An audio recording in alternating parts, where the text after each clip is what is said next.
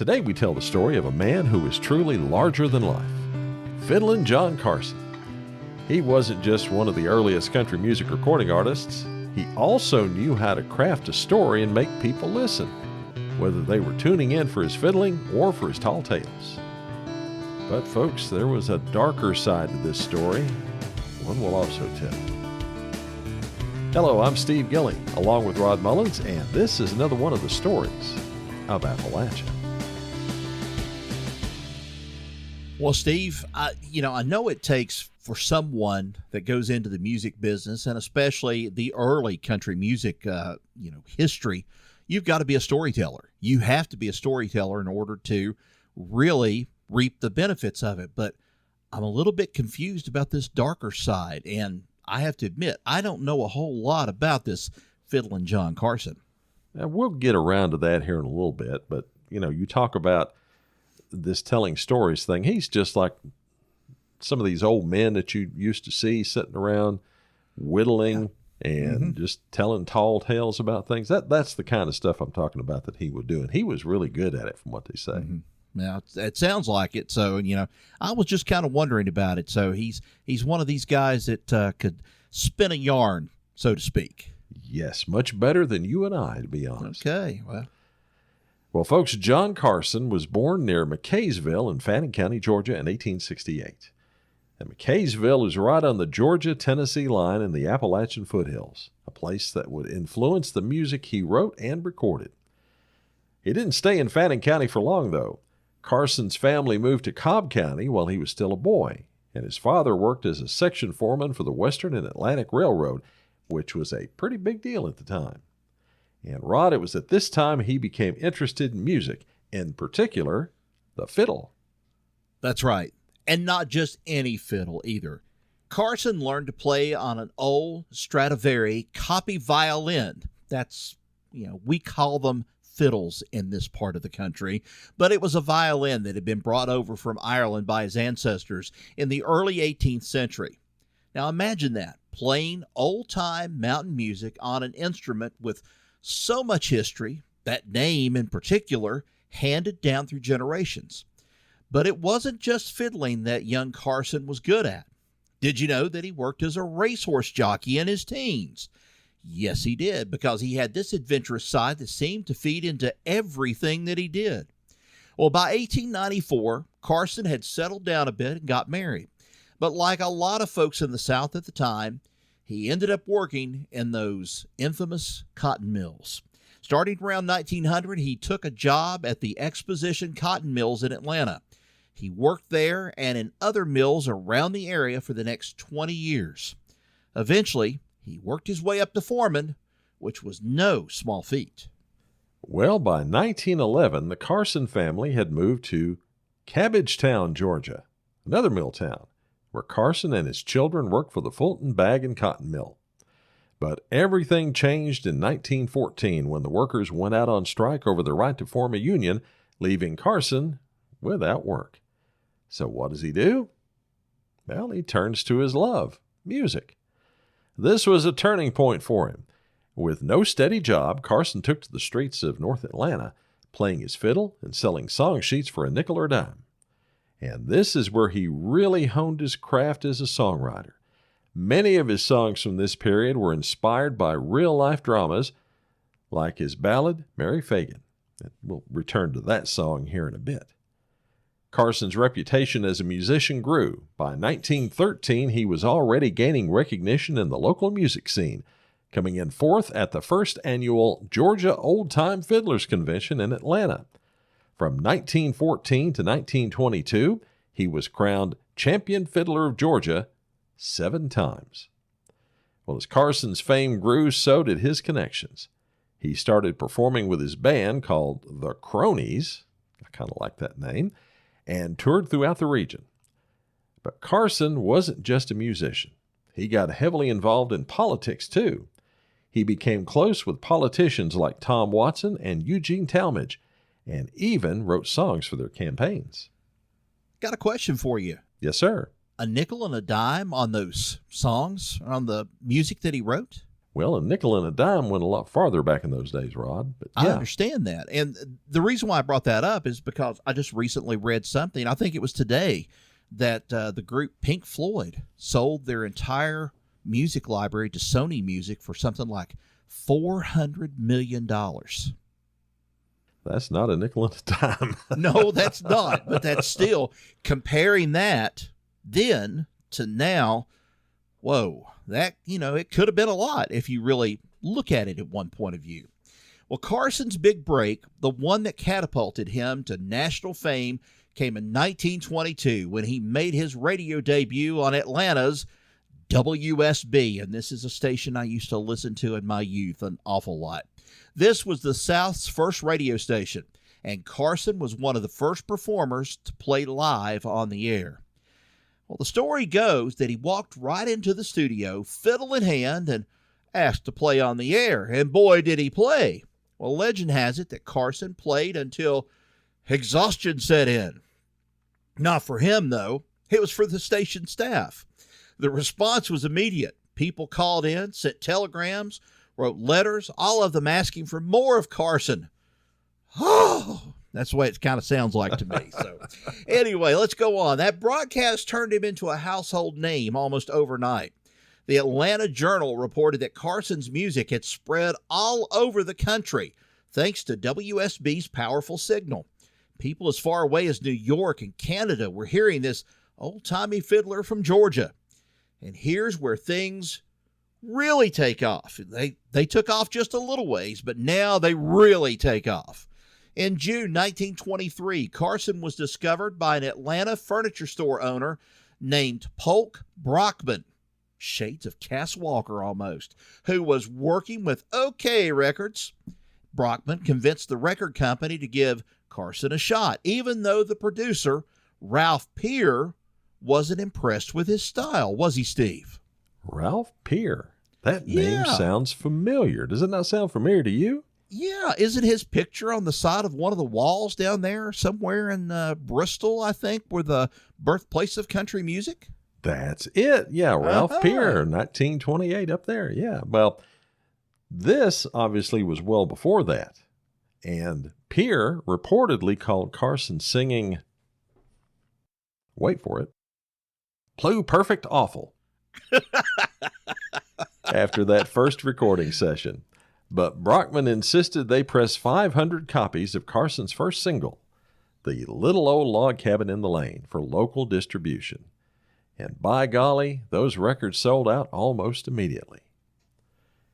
He was 49 years old at the time, which put him in a great position to connect with two generations of listeners. The older folks saw him as a link to their past, to those old-time dances they remembered from their youth. And the younger crowd, well, they got to experience a piece of history and understand how their parents and grandparents used to jazz things up, as one newspaper put it. Carson had a way of bridging that gap, and it made him a sensation. Now, that single, recorded in an empty building in Atlanta, became a massive hit. It wasn't long before Carson was invited to New York to record more songs for OK. His records like You Will Never Miss Your Mother Till She's Gone and Old Joe Clark sold over 1 million copies. And it's not just the song itself that made it a hit. It was Carson's ability to connect with people, whether it was through his music or his yarns. I mean, this guy, Rod, could spin a tale like no one else. I'm going to tell you something else. This whole meteoric rise to the top almost reminds me of a Coen Brothers script that was, put together sometime around, the early 2000s, somewhere in that neighborhood.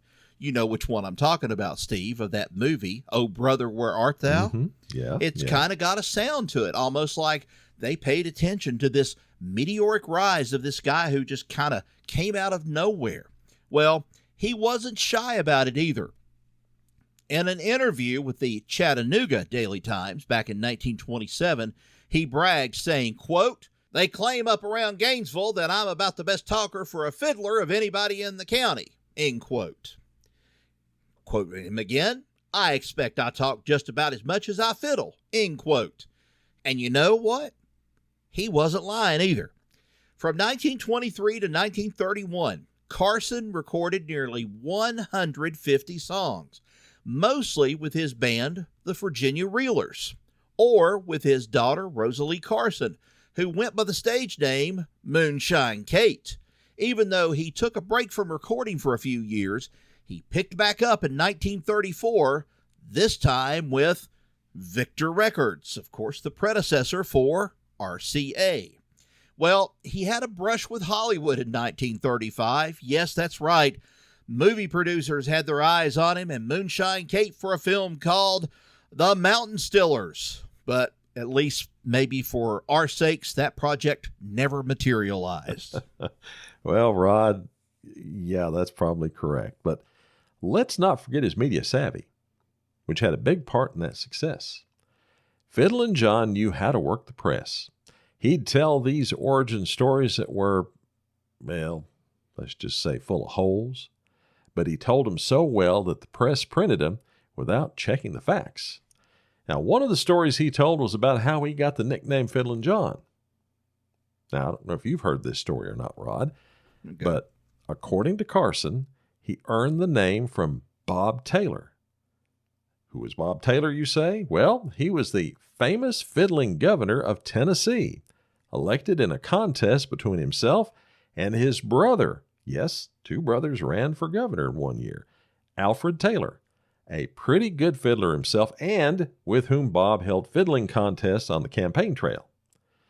Now, Carson's story goes that when he was just 11, he played Little Old Log Cabin for Taylor at a political rally, and Taylor dubbed in Fiddlin John right then and there. However, there's a problem with that, right? Oh, yeah. Only problem? The only problem? Well, you see, like Steve said, they didn't fact check back in those days like they, well, claim to now. But when Bob Taylor ran for governor, Carson would have been 17, not 11 like he claimed. Oh, well, just 6 years off. What the heck? Well, and then the location of this supposed rally kept shifting in different versions of the story. First, it was in Morgantown, Georgia, and then later on, it was in Copper Hill, Tennessee. But that was the beauty of Carson's storytelling. He wasn't going to let the truth get in the way of a good story. He knew his audience, and his audience wanted to hear about a boy fiddler from the mountains who won the favor of a famous governor. So why did Carson fudge on the details? Well, there's a couple of reasons. By the time he started recording, he was building a public image, and it was important to him to seem older and more connected to the rural past. Oh, that's right, Rod. See, his audience wasn't looking for a fiddler from the growing urban areas of Georgia. They wanted someone who seemed like they came straight out of the mountains, someone who represented the old ways. Fannin County, where he said he was from, fit that image perfectly, even though the 1880 census puts him in Marietta, Georgia. And Marietta, by the way, is nowhere near the mountains. It's a small town outside of Atlanta. But by the time he was in the spotlight, Carson had successfully convinced the press and his fans that he was this old mountain fiddler, and boy, they ate it up. So, Rod, what was the real origin of that nickname, Fiddlin John? That's a very good question, Steve. And the story about Bob Taylor giving him that nickname might not have been true, but Carson was clearly influenced by Taylor, who was known for his fiddle playing and storytelling during his gubernatorial campaign. It seems like Carson borrowed a bit of Taylor's persona, and he used it to build his own brand. And don't forget that Fiddlin was a popular nickname at the time. After Carson's success, other musicians started using it too. There was Fiddlin Sid, Fiddlin Powers and family, even Fiddlin Sam Long out of Oklahoma, Fiddlin Steve Gilly, Fiddlin Rod Mullins, all these names. But Carson was already 6 years into using the moniker by the time the others had jumped on the bandwagon. Well, by the time Carson reached the later years of his life, his career had cooled down a bit. He stopped recording, and for a while in the 1930s, but found work as an elevator operator in Atlanta, thanks to his political connections with Governor Herman Talmadge. Now, he passed away in 1949, still holding his fiddle and was buried with it in Atlanta's Sylvester Cemetery. Even in death, his legacy continued, with friends and family gathering at the grave each year to play music in his memory. So, Rod, we've touched on John Carson's musical achievements and how he became one of the first national country music stars. But, as we said at the beginning of this podcast episode, there is a darker aspect to his life that we need to talk about. The role he played in promoting some very problematic views, particularly his associations with the Ku Klux Klan. Yeah, Steve, this is a really tough part of his legacy to wrestle with. John Carson, like many white Southerners of his generation, held views that were steeped in the racism of the time. But he also took it a step further. Carson wasn't just a man with prejudices. He was an active participant in spreading those views through his music and his public appearances. Yeah, that's right. Carson was a regular performer at KKK rallies in the 1920s. He openly associated with the Klan and even referenced them in some of his songs. One of the most famous examples is his song, "There Ain't No Bugs on Me," which includes a line that makes light of the Klan. And it goes, quote, "The night was dark and drizzly, and the air was full of sleet. My old man joined the Ku Klux, and Ma, she lost her sheet." Now, that shows how deeply embedded the Klan was in some parts of not just Southern culture, but much of American culture during that time. The Klan had experienced a resurgence in the 1920s, not just as a violent organization, but as a kind of mainstream social movement. And Carson seemed to use his music to both reflect and support that movement. Now, one of these songs was the song he'd written and performed about the murder of Mary Fagan that we talked about earlier. Now, Mary was killed in 1913 in Atlanta. The case became a national sensation, and a Jewish man named Leo Frank, her employer, was accused of her murder. Despite evidence to the contrary and Frank's protestations of innocence, he was convicted and sentenced to death, but that sentence was later commuted to life imprisonment by the governor of Georgia. Well, Carson's song, "The Ballad of Little Mary Fagan," helped fan the flames of public outrage against Frank. The song painted Frank as guilty and stirred up anti-Semitic sentiment. It was a part of the toxic atmosphere that eventually led Frank to being lynched by a mob in 1915 after his death sentence was commuted. It didn't end there, though. After the commutation, Carson went further, rewriting the song to accuse the governor of accepting a bribe of $1 million to commute Frank's sentence. This earned him a short stint in jail for slander. Well, his involvement with the Klan and his public stance on issues like the Leo Frank case didn't seem to hurt his popularity. In fact, it probably did more than it just helped him, is what it did. How can I say this? This was kind of like, in one way, it was the power of the media, too. When you say this, the media being the recorded song, or at least the interest of the recorded song. But, you know, it kind of was like one of those things we could say of today. You could look back. Do you remember the controversy that, Madonna stirred up with her song "Like a Prayer" back in the, I guess it was the late 80s or early 90s, somewhere around there. And, you know, a lot of people, the Catholic Church, got upset over it and everything else, but it was still a big hit. This is kind of like something similar, except it also represents something that's a little bit more, how can I say it, grotesque when I talk about the Klan and talk about the entire racism and the Semitism that they would perform back in those days. Well, it was a different time, and I think white people, really accepted that more back then than they would now. And keep in mind, he sold a lot of records. Yeah. When you sell a lot of records, you make a lot of money. And when you make a lot of money, the powers that be tend to just let certain things slide, if you know what I mean. Right. But he was a very talented person. Beyond all this stuff with the Klan, that's just a part of what he had. He was talented. He was a storyteller. He was a musician, a very popular musician, and a very popular person amongst the folks that made up his audience. Yeah, I mean, he sounded like a very, talented person, somebody that just really knew how to make, his instrument talk just as much as he was the storyteller, so to speak. But yeah, still, as we look back on it, we look back on history a lot of times and we look at it at exactly the way it happened. And then when we start having these things pop up from the background or things that have been uncovered, we look at it in a different way from that point on. So it's not as much as sensationalism history, but cold, hard history as the way it was supposed to be, or at least the way we would look at it today. Indeed it was.